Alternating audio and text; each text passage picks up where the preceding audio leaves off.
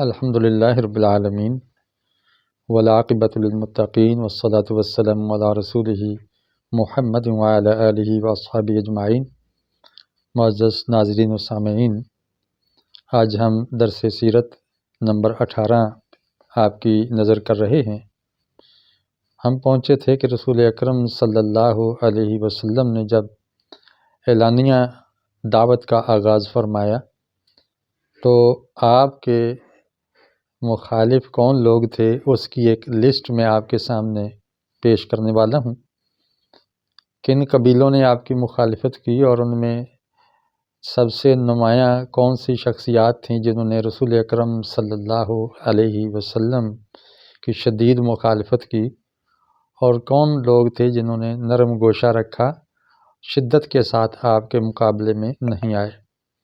بنو ہاشم میں سے صرف ایک آدمی تھا جو نبی علیہ السلام کا شدید مخالف ہوا، اور یہ وہ واحد بدنصیب شخص ہے جس کا اللہ تعالیٰ نے نام قرآن میں لے کر سورت نازل فرمائی، وہ ہے ابو لہب۔ اس نے صلہ رحمی کا بھی خیال نہیں رکھا، حالانکہ عرب کے اندر صلہ رحمی کو بڑی اہمیت حاصل تھی، اپنے خاندان کی طرفداری ہر صورت کی جاتی تھی، یہ تو پھر بہترین بات لے کے اٹھے تھے۔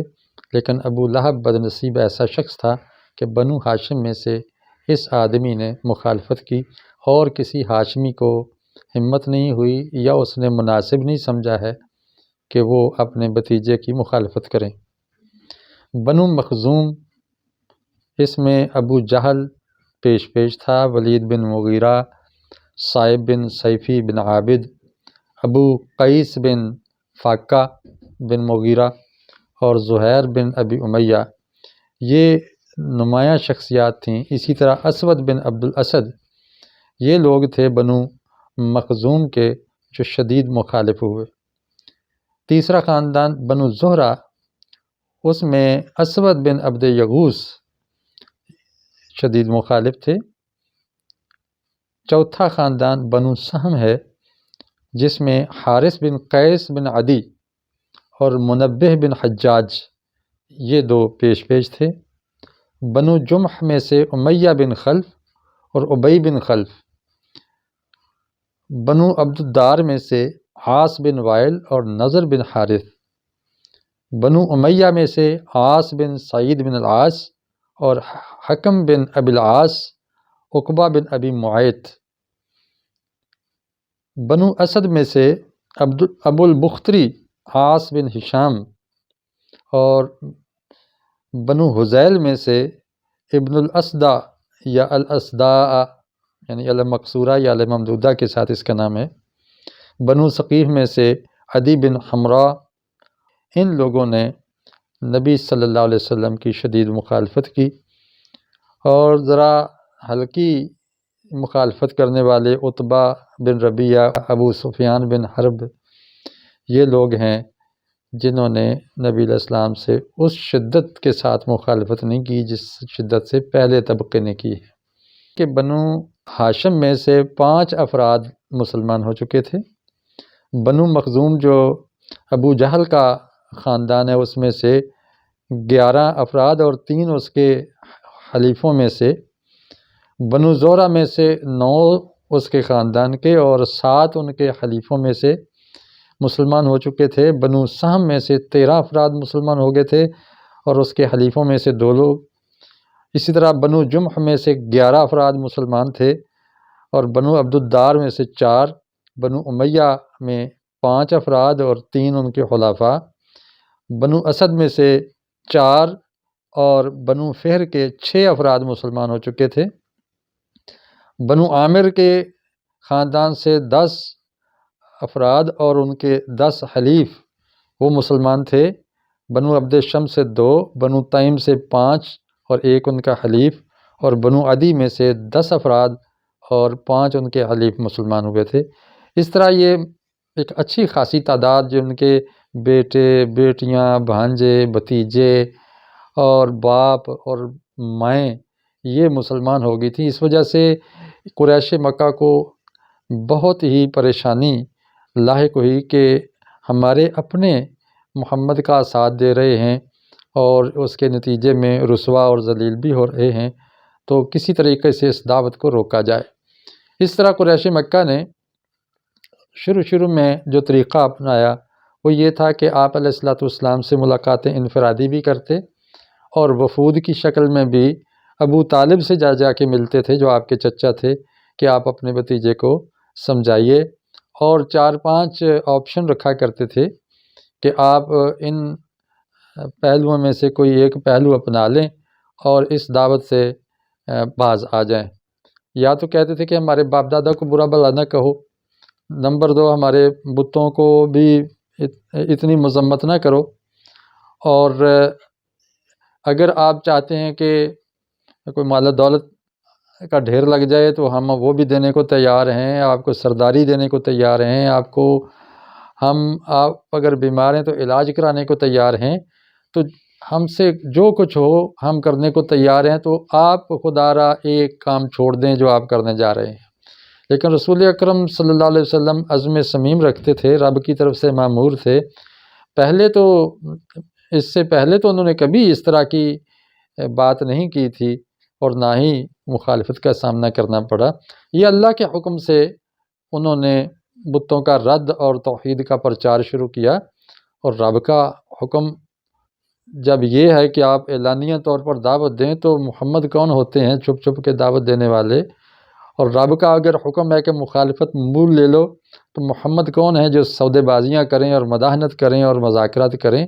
اس لیے محمد الرسول اللہ صلی اللہ علیہ وسلم تو اس بات کے پابند تھے کہ وہ اپنے رب کا حکم مانیں گے، چاہے دنیا ادھر کی ادھر ہو جائے، اپنے چاہے پرائے بن جائیں، مخالفتوں پر اتر آئیں، دشمنیاں مول لے لیں، جو کچھ مرضی کر لیں، میں اس دعوت کو چھوڑنے کا نہیں ہوں۔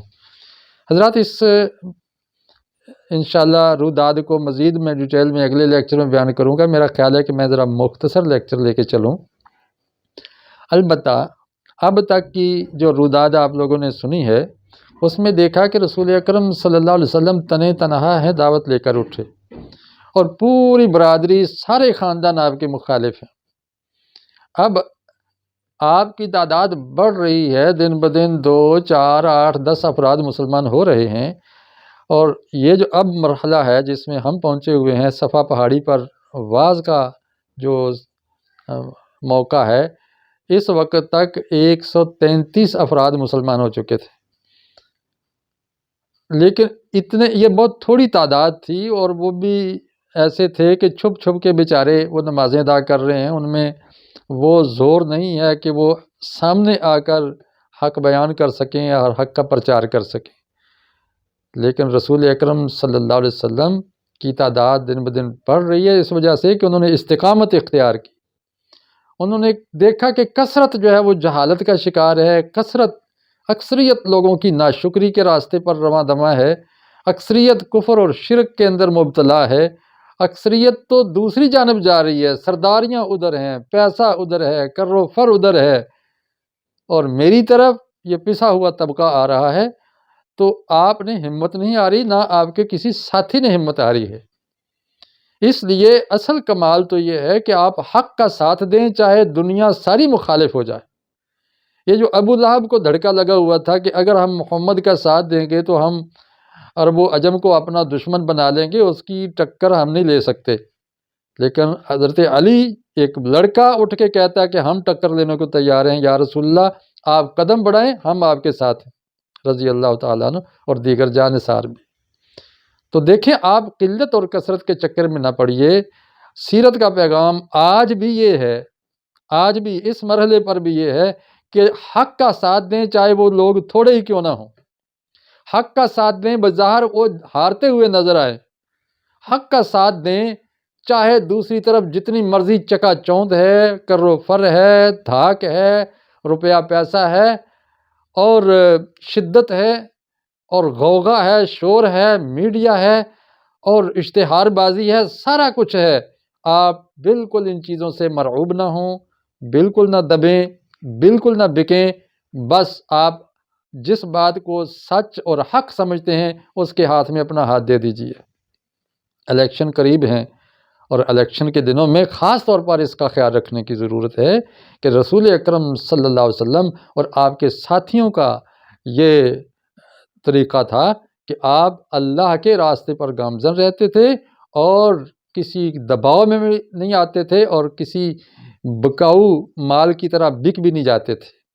تو اللہ ہمیں حق کا ساتھ دینے کی توفیق عطا فرمائے، سچے لوگوں کے ساتھ ہو جانے کی توفیق عطا فرمائے۔ یا ایھا الذین آمنوا اتقوا اللہ وکونوا مع الصادقین، اے ایمان والو اللہ کا تقوی اختیار کرو اور سچے لوگوں کا ساتھ دو۔